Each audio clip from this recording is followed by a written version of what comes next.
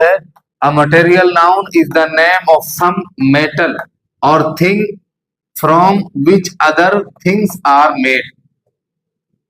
इसका तर्जमा क्या है कि मटेरियल नाउन यानी इसमें मादा वो नाउन है जिससे किसी मादा, सम मेटल किसी मादा, और थिंग या धात या चीज का इल्म हो, from which other things are made जिससे दूसरी चीज बनती हो।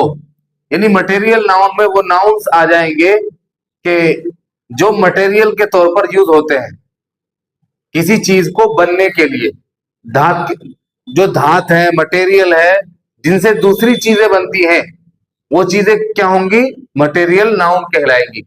जैसे सोना है, सोने से जेवर बनते हैं, लोहा है, आयरन है, उससे बहुत सारी मुख्तलिफ चीजें बनती है, लकड़ी है, वुड, उससे भी बहुत सारे सामान, फर्नीचर तैयार किए जाते हैं। तो इस तरह के जो नाउन और जो चीजें हैं जिनसे दूसरी चीजें बनती हैं तो वो क्या कहलाएंगी?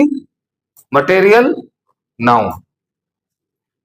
ठीक है, तो इसमें मादा किसे कहेंगे? यानी मटेरियल नाउन जिससे किसी मादा, धात या चीज का इल्म हो जिससे दूसरी चीज बनती हो।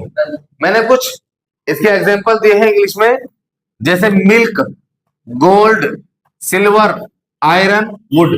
ये चारों